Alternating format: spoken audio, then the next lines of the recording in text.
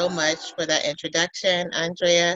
On behalf of the Metropolitan Business League, our Board of Directors and CEO Floyd Miller, I'd like to welcome you to the virtual town hall series, Continued, created to ensure we continue our commitment to small women and minority-owned businesses and show our ability to pivot during unprecedented times. The continuation of this series, launched originally in April, will focus on the recovery period for businesses impacted by COVID-19.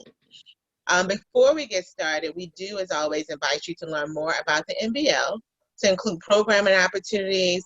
And one of the programs that we're super excited about actually returns tomorrow. We've taken this experience virtual. It's the Remarkable Women's Luncheon. We are offering it as a virtual comedy happy hour tomorrow, Thursday, May 14th at 12 p.m. And so as you get ready to attend, because we have a lot of women that have signed up, I mean, it's going to be an amazing time. We also encourage you to place your lunch order. So this is lunchtime. So we say BYOL, bring your own lunch. And so we encourage you to plan ahead, order your lunch today or first thing tomorrow morning, but ideally today from a local women-owned restaurant that's an MBL member. Delivery services may even be available. Restaurants to include Kroger Spot, Mama J's, Pearlie's, Nutty Buttery, Soul and Vinegar, Southern Kitchen, and Karina's Jamaican Grill, Jackie's Restaurant, Mama Shell's, and then Urban Hang Suite. And actually, the Urban Hang Suite is offering a special. If you mention the Remarkable Women's Luncheon, you will receive 15% off your order. And then last but not least, you know, many would enjoy a glass of wine to accompany their lunch during your attendance during the virtual comedy happy hour. So we also welcome you to place an order for wine through Shoe Crazy Wine. You can find out more information about the Remarkable Women's Luncheon on our website, mbl.org.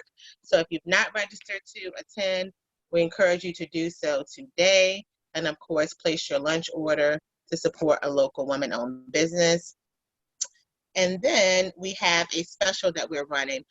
We realize that, you know, during this time, people are in need of resources. So we are extending free membership to the MBL. We encourage you to join now.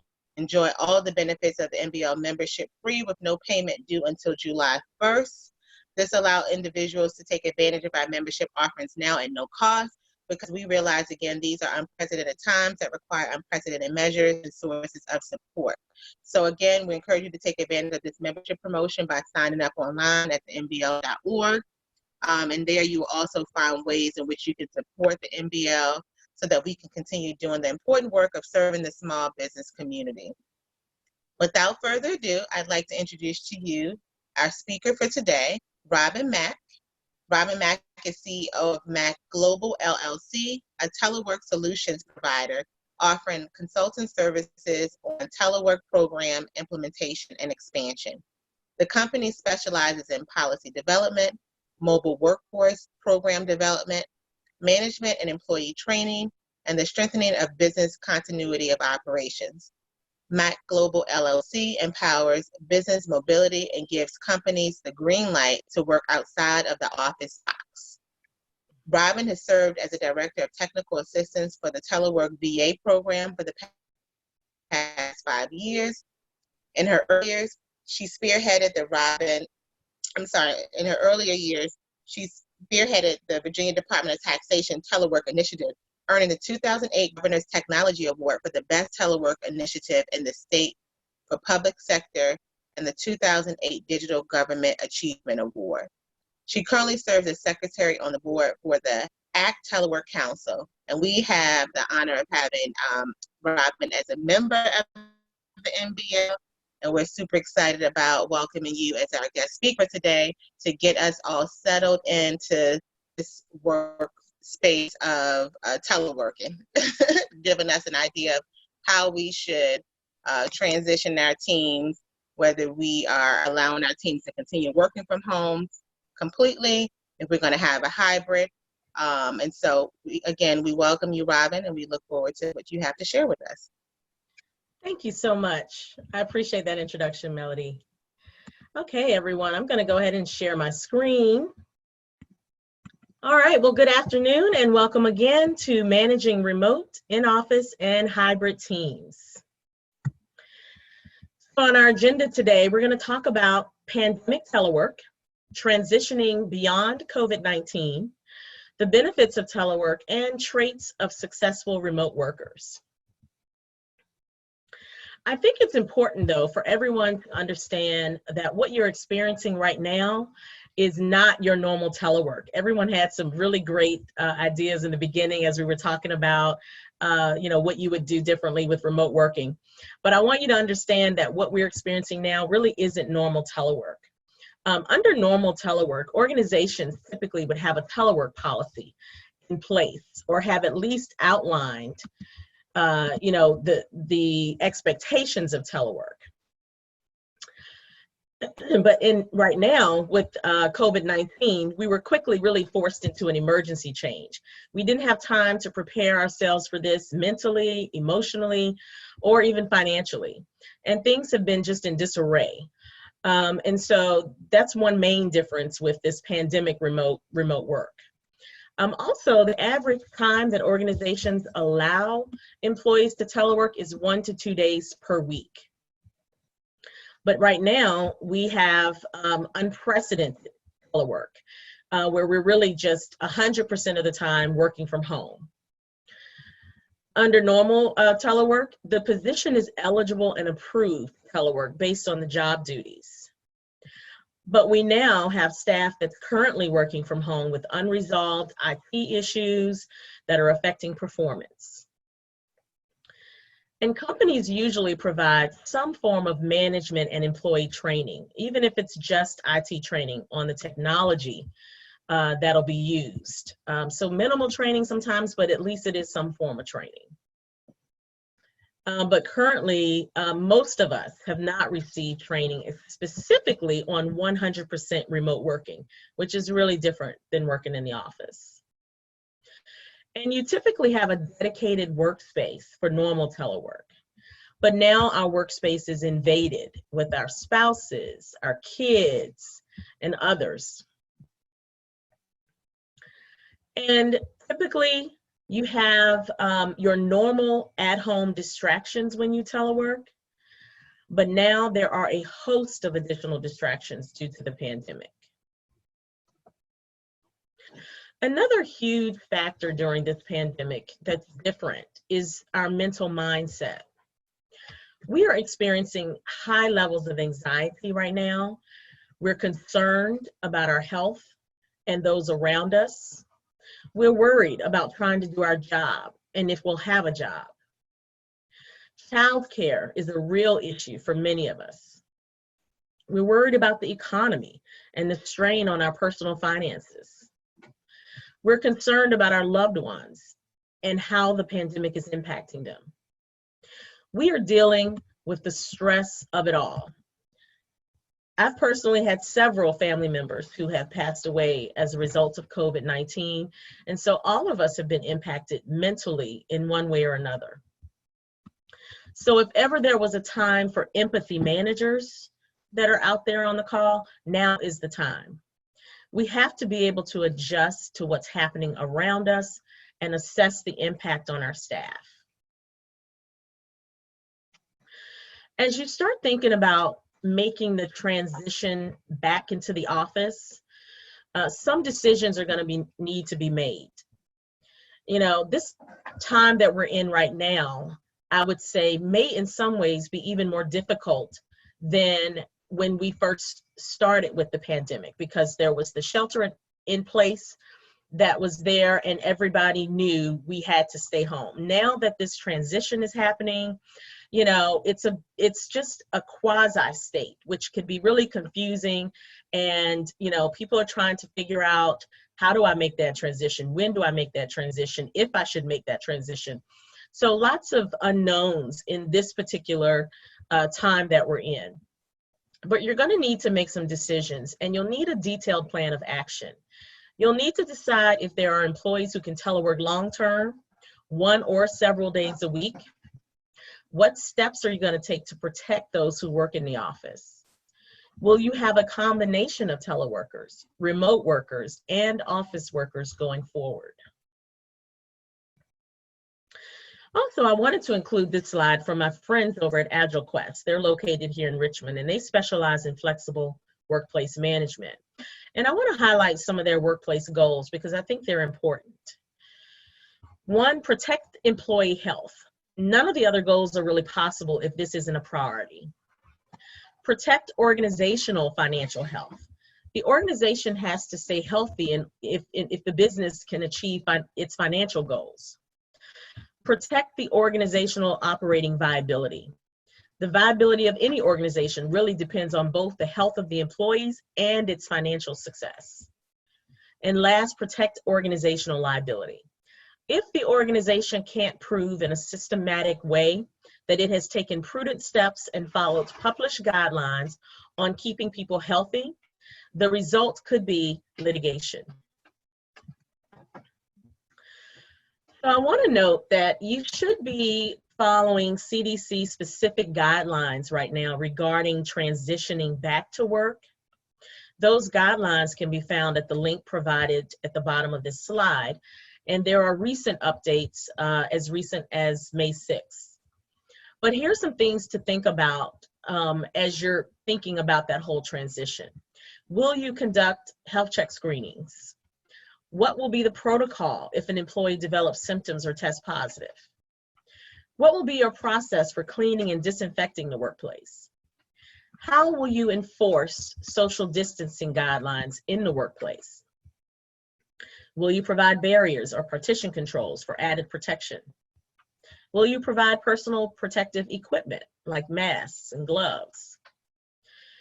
Will there be policies and guidelines for workplace in writing? Will there be a part of your business strategy? Will telework be a part of your business strategy as you move forward? So many of you may have resorted to telework as a result of the pandemic, but you may not have an actual telework program or policy in place at your organization. But if telework is going to be a part of your business strategy going forward, these are the steps that to implement appropriately. We're going to go over those, but we're going to talk a little later about assistance to aid in these efforts. So you will need to determine what's the goal that you're trying to achieve with your telework program. What do you want to accomplish? You want to take a close look at your staff and determine who's eligible based on their positions first and performance second. And in what capacity should they telework to maximize productivity? You'll need policy and agreements that protect both the organization and the employee that reiterate the expectations. Your manager's employees should be trained on telework. Training is important really to provide employees with practical tips and guidelines and to help managers with techniques to manage by the output and results of their staff. Next, you plan and implement the program, and then you manage and measure the success of your program based on the goals you set in the beginning. Because of this pandemic, the way in which we work will forever be changed. I truly believe that organizations that do not embrace telework in some capacity might be left behind in the future. Global Workplace Analytics, which is a really a research company that's very well known and respected. They estimate that by the end of 2021, 25 to 30% of the workforce will be working from home multiple days a week. And that's significant if you think about that's a third or a fourth of the workforce. The difference between a company embracing telework and one that does not could prove to be detrimental in the future. Let's compare you or your company to your competitors as it relates to telework. Let's use in these future examples, your company embraces telework and your competitor does not. Continuity of operations. First of all, everyone now knows the benefit of telework when it comes to continuity of operations. In the event of a disaster, as in the case of this pandemic, you can maintain employee productivity, react immediately, promote safety first, and work from virtually any location.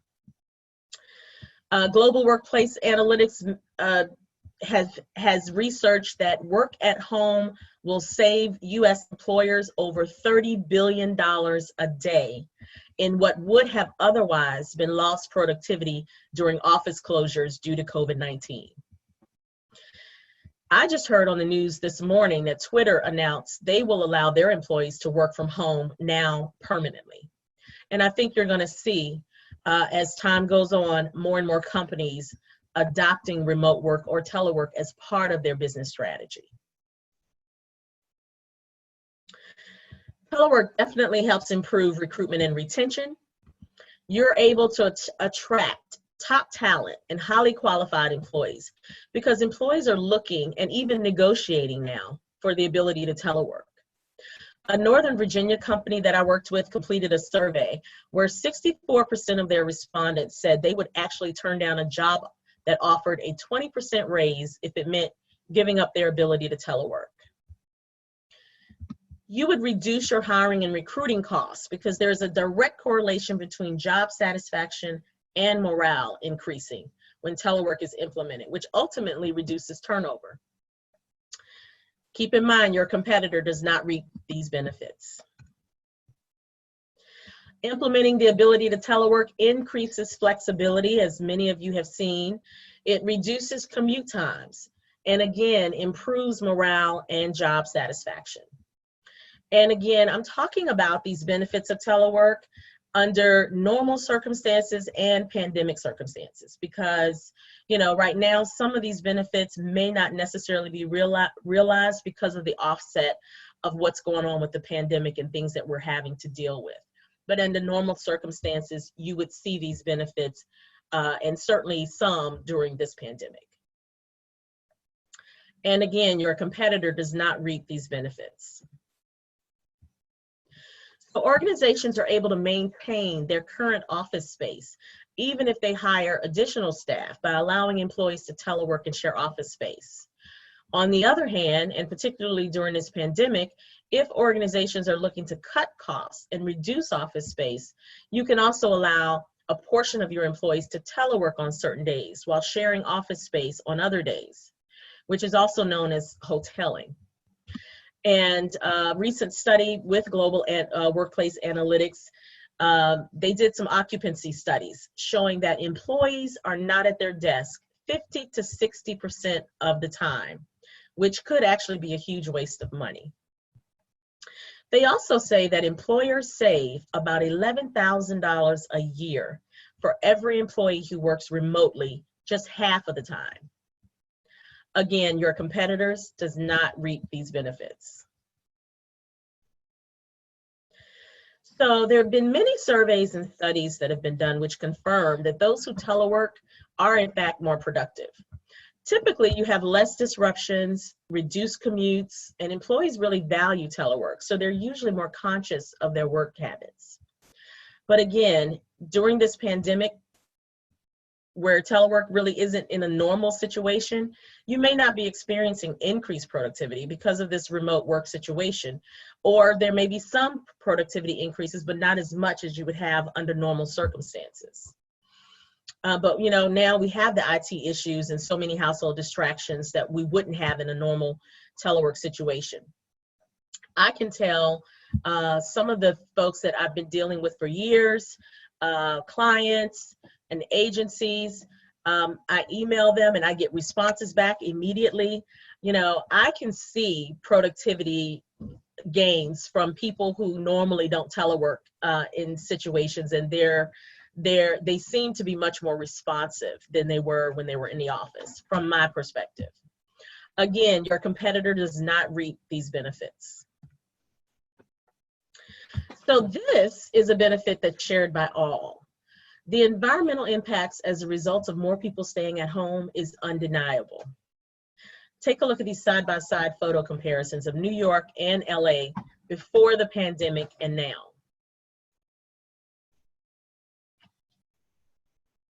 Here's another before and after photo of India.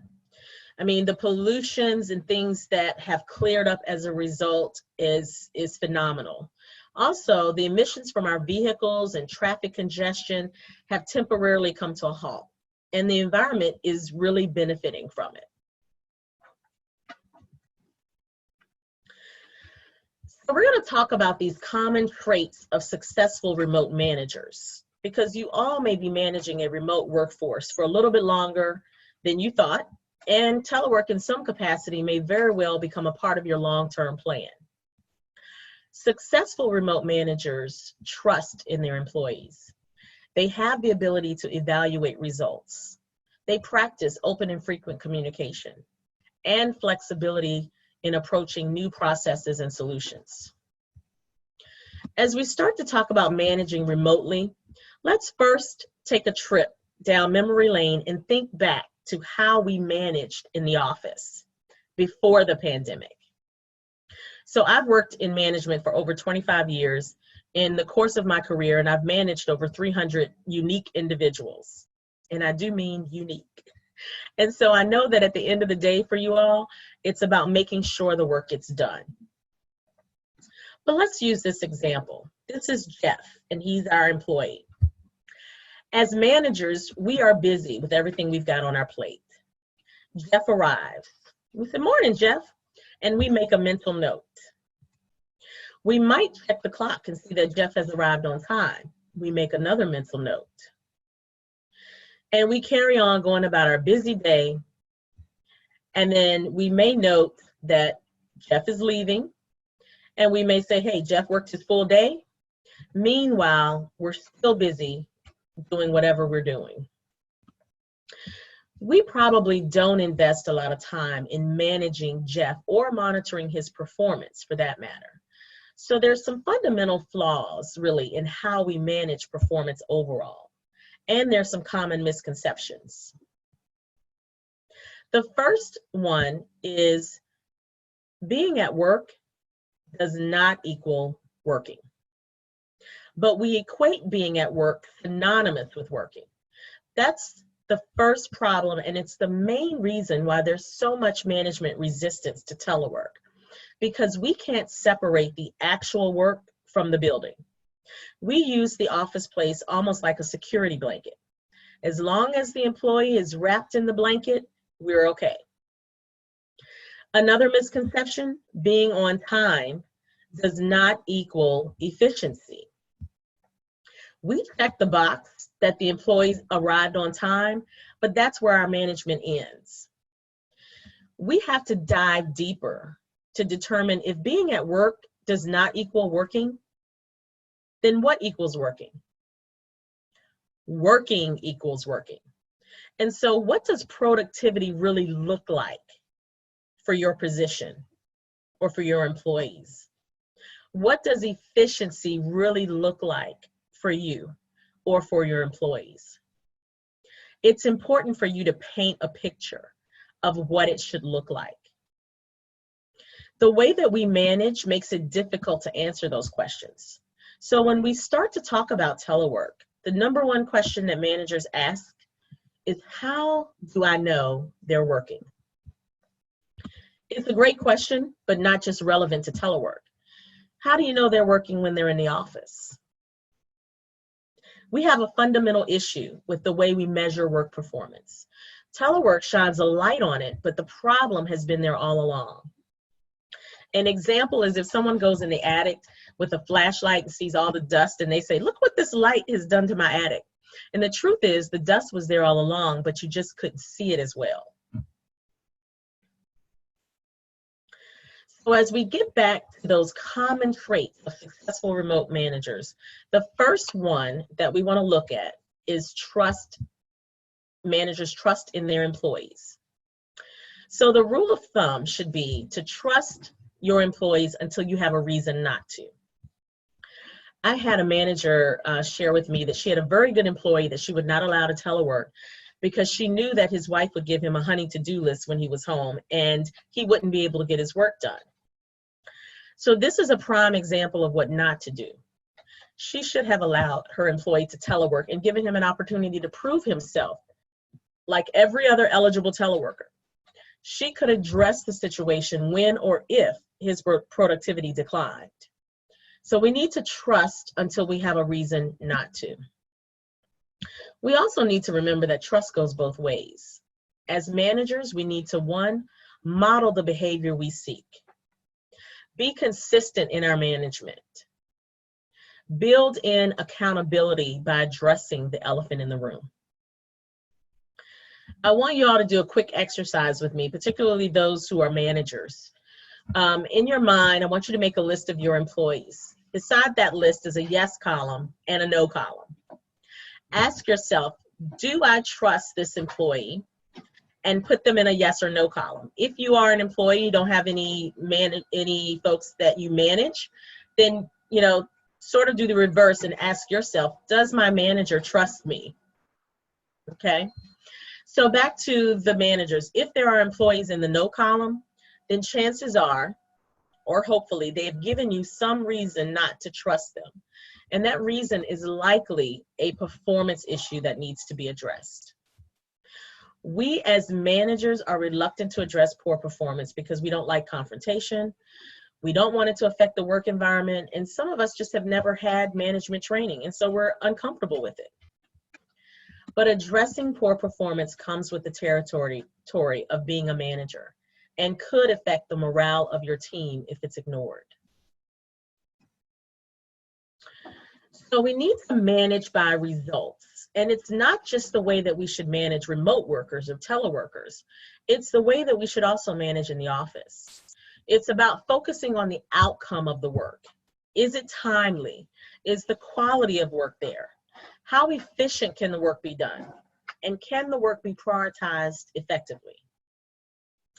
However, in order to successfully manage by results, you have to have measurable deliverables. You need to provide clear and detailed instructions. The task should contain action items. Deadlines should be realistic. Make it clear what the priorities are. Evaluate the outcome. Was it timely? Was it a quality job? Or did it look like it was just rushed and thrown together? It's really important, though, that you include staff in this process of managing by results. For one, you're not doing the job yourself. So if you start establishing measurable deliverables on your own, you might totally miss the boat by setting unrealistic expectations, and you won't get employee buy-in.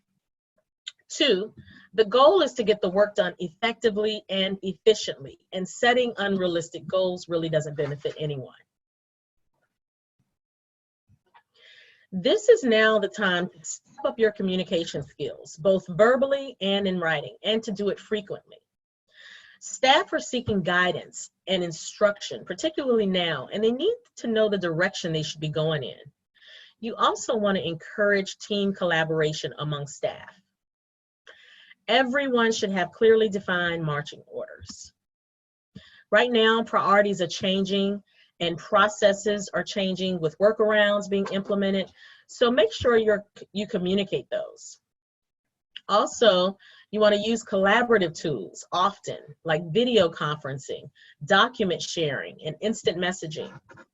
With social distancing in place, sometimes just seeing a coworker's face can be therapeutic. Many companies are using this time to strengthen their teams through virtual team building. It can be a lot of fun. They plan activities like lunchtime fitness training, virtual bring your child to work day where you show your child on your video conference chat, coffee chit chat where you bring your favorite coffee mug, themed meetings like wear your favorite hat, pajama day, and happy hour Pictionary. It's really a great way to stay connected during this time and strengthen your team in the process.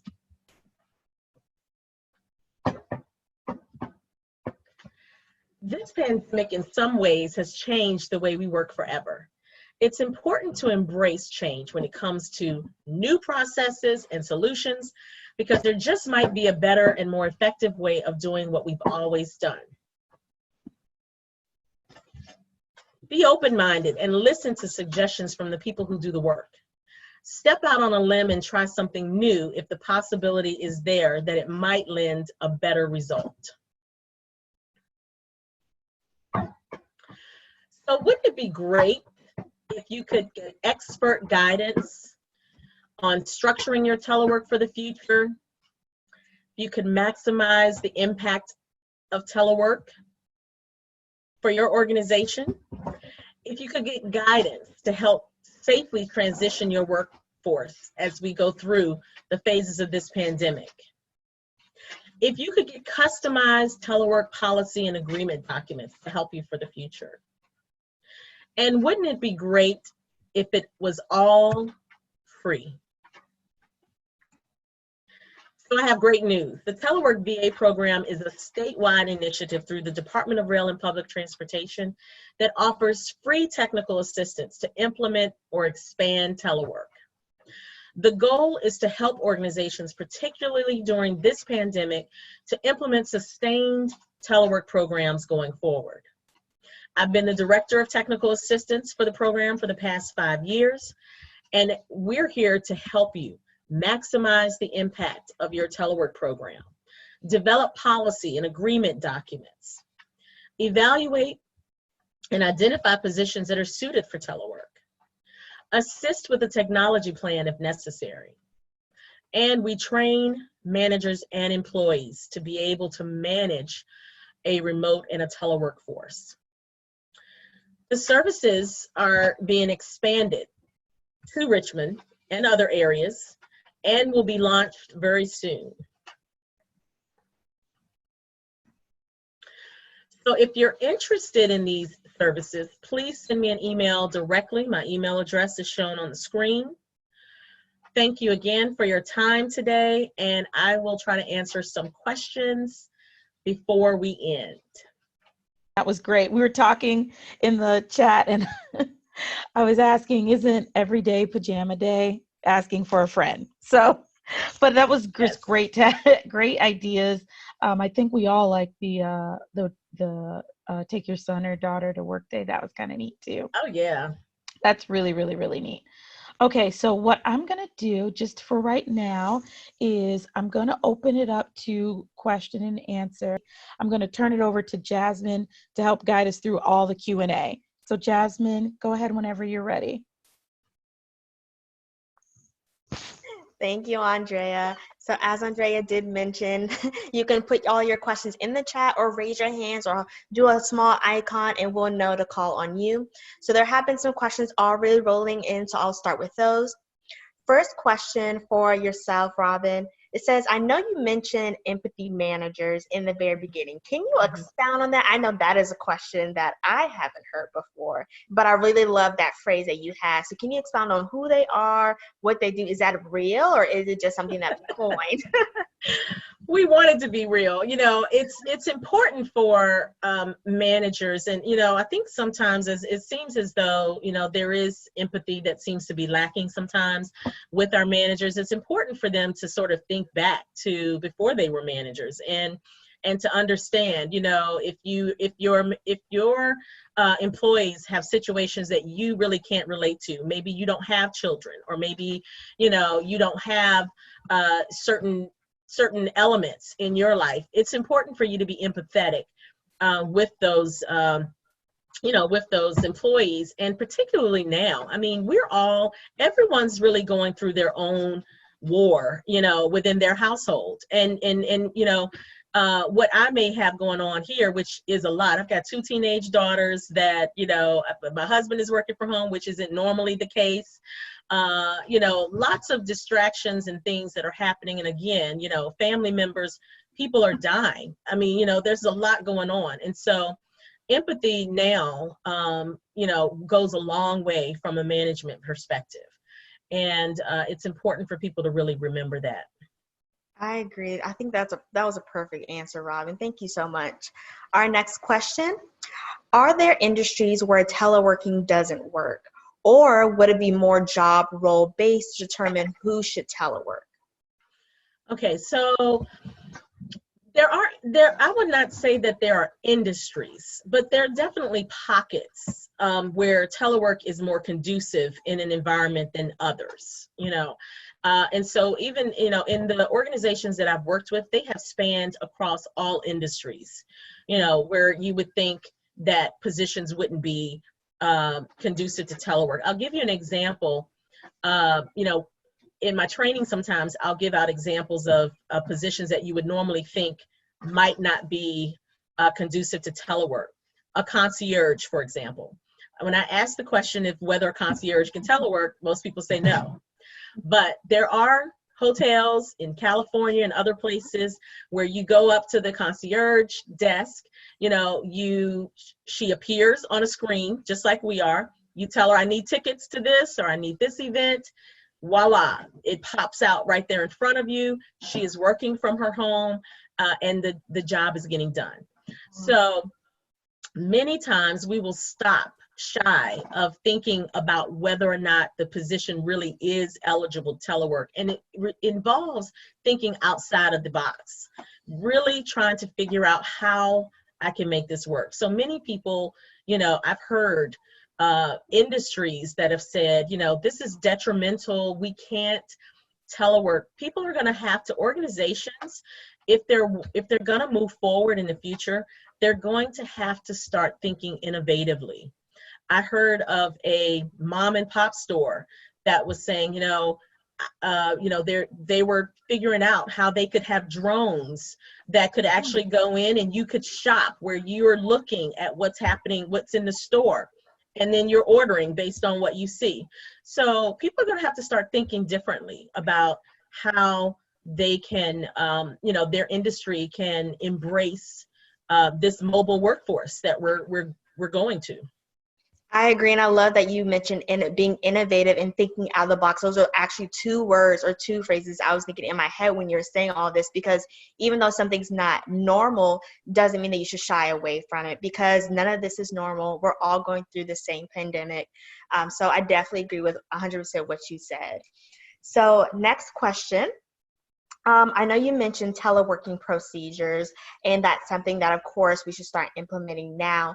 Do you think that's something that you should also implement across the board, even when things do go back to quote unquote normal on teleworking procedures for your employees, and even teleworking procedures for managers on how to manage employees that are teleworking? So just something to put in, maybe a in your business write-up of, okay, this is training on how to do this, if, for instance, something like this does happen again. Absolutely. So every organization should have a formal telework policy. And that policy is there to protect both the organization and the employees, and to set those expectations. So that should be the case during this pandemic and beyond. There should be agreements, documents that are agreements that help that employees sign, that says, essentially, I am going to do my job from an alternate work location, and I'm going to do the same job that I was hired to do. So those are the policies that definitely should be in effect, and it's important just to make sure that those expectations are set. Again, many companies didn't have the ability to check off all of those boxes when this pandemic hit. We just had to figure it out, go work from home and we'll figure it out. But the real way of doing it would absolutely be to have those policies and agreements in place. Agreed. Thank you. Next question. Are there certain personalities suited for teleworking? That's a good question. Actually, there are personalities that I would say are more suited to teleworking. So, there are folks who, really are affected by social distancing. And, telework is a form of social distancing. If you're working from home remotely, that's a form of social distancing. So, for those folks who— Excuse me, Robin? Yes. Teleworking is a form of social punishment. This is, I just wanted to interject that. Yeah. It's like, I'm on punishment is what it's like. So, for those folks, and again, most of the time, I want you guys to think about, teleworking in the real world, not this pandemic world. Most of the time, folks are teleworking 1 to 2 days a week, okay, maximum, maybe 3. But you are going into the office and you're working from home, and it's a combination. And so you don't have as much of those impacts of social distancing as you would normally have. So that's the way it's normally done. But if you're a person that's definitely outgoing, that definitely enjoys so I've had people who tell me that they've turned down jobs that have the ability to telework because they just couldn't stand not having the social interaction, with their coworkers and things like that. So the other thing is, that's the reason why I say we should rely on our collaborative tools. People will eventually adjust. We're talking to each other right now. We're not in the same room, but I can see you. I can express to you what I'm feeling, and I can have conversations with you. We will adjust to this new way of socializing. Okay, we're not adjusted right now. Some of us don't like it. We don't enjoy it, but we will adjust.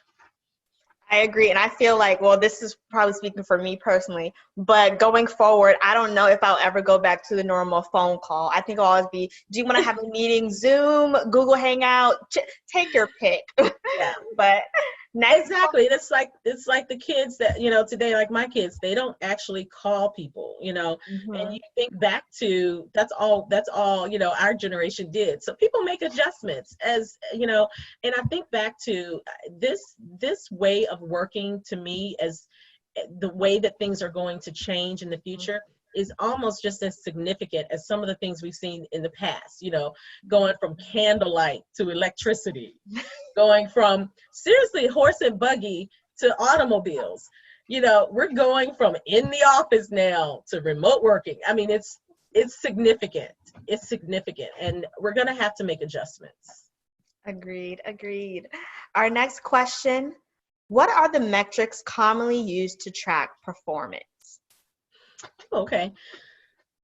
So as I mentioned before, you're going to need to try to measure by results, but you're going to have to track those in a way that really makes sense. So I have like a form that helps managers to be able to outline those tasks and figure out how do I set those metrics up to be able to measure and monitor that performance?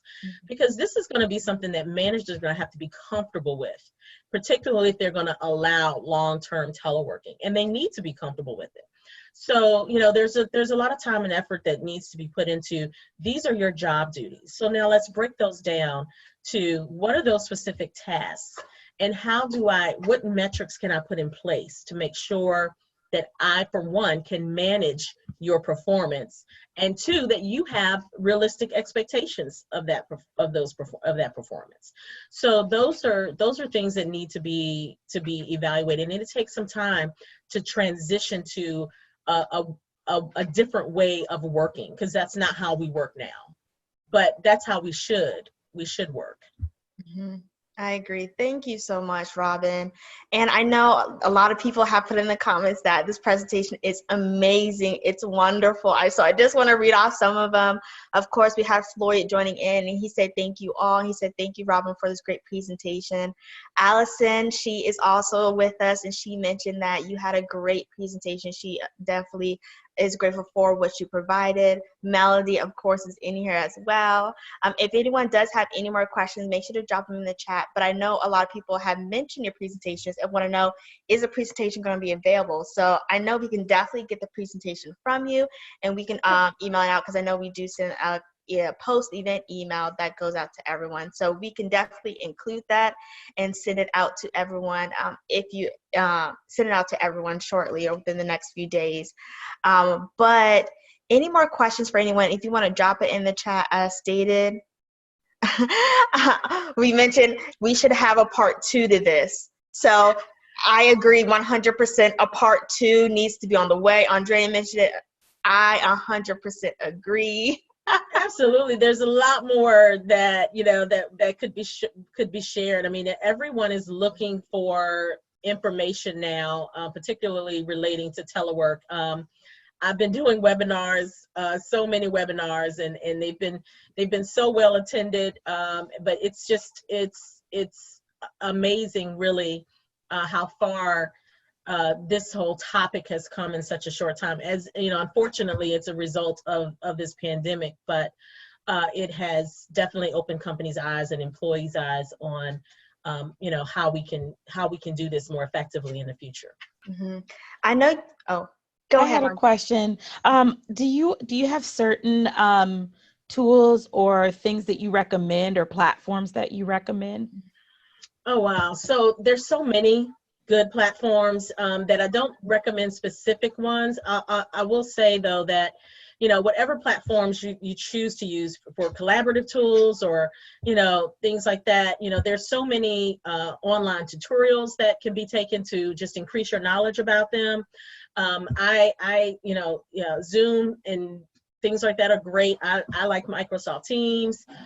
So many different platforms that can be used for collaborations and even assisting with IT issues and things like that. And so many apps that can help with time management. And, it's just so many. But definitely explore those options. They can help you be a better telework and more efficient.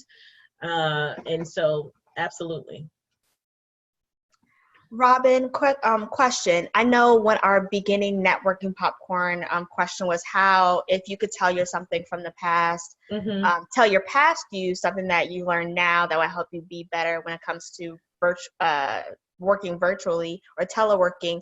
Are there any tips that you would suggest when it comes to working teleworking that you can provide to us? I know we all have our tips that we've accumulated from our peers, our friends, our work, but are there any ones that you think are very essential that you want to highlight to us? Absolutely. And that is what the next part 2 should be. Completely. It should be telework tips, as there's so many of them. First of all, Randy hit on one really important one. It's because, a lot of people feel now that work has invaded their personal space because they don't have that disconnect. They don't come from work to home. They're always at home. And so having that separation and cutting that time off and distinguishing between the time that you work and the time that you are personal is really important for your mental health, if nothing else, because we do tend to work longer. There's so many statistics that show that people are more productive when they work. One of the reasons they're more productive is because they work longer. And that's not necessarily what we want, but it's true. And so you have to have those cutoffs. And another thing that you have to do is just a teaser for the next one.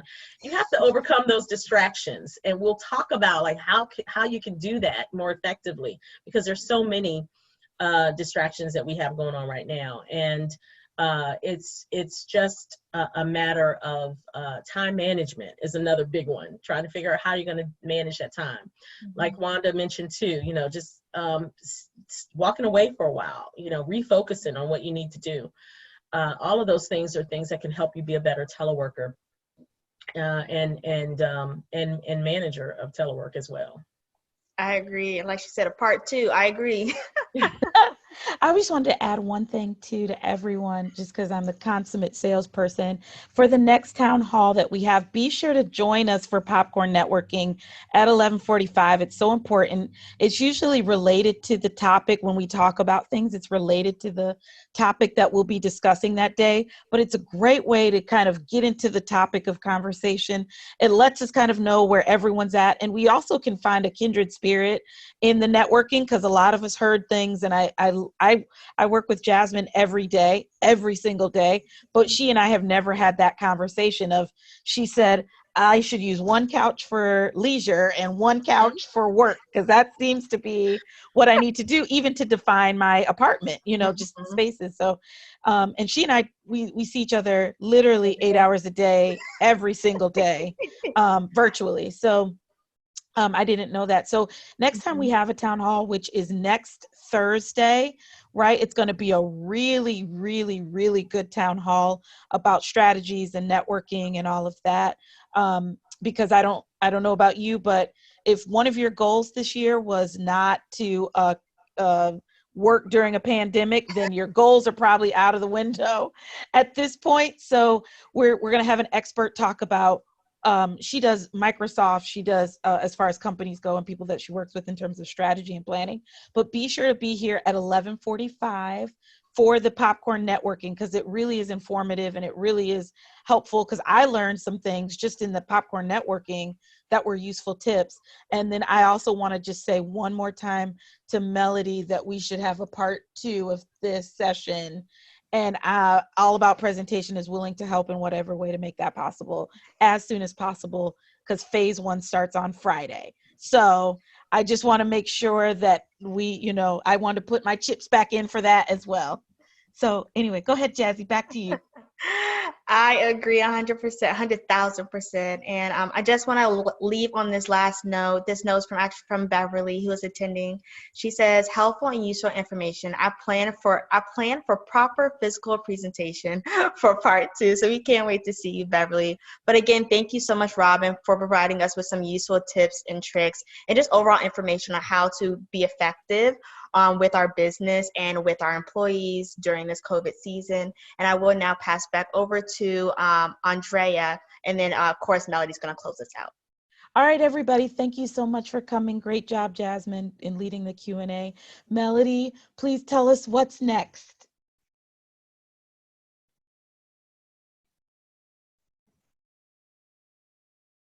Okay. Thank you so much, Robin, for this incredible presentation. I mean, this is something that is useful to all of us across industries, we will definitely be talking about a part 2. So we'll be in your inbox to try to look at your, see what your availability is as we continue to roll out our Town Hall series. Again, thank you so much for carving time out of your day to share with us such valuable information. To our attendees, thank you for spending your lunch hour with us. We're hopeful you are leaving the session more informed and more encouraged and inspired, to know that you're not in this thing alone as you make these transitions. Thanks to the gems provided to us today by Robin. We ask that you continue to support the NBL Town Hall series by saving the date and attending next Thursday, May 21st at 11:45 a.m., where the topic will be the pivot. We'll talk about the pivot and developing your post-COVID business strategy. Our featured guest will be Laura Posey. And in closing, we ask that you, as always, continue to follow us, the NBL, on social media platforms to include Facebook at the NBL and on Instagram at the NBL RVA for the latest information on resources, programming, and special events in support of small women and minority-owned businesses. We thank you all again for your time, and we ask that you make it a great day.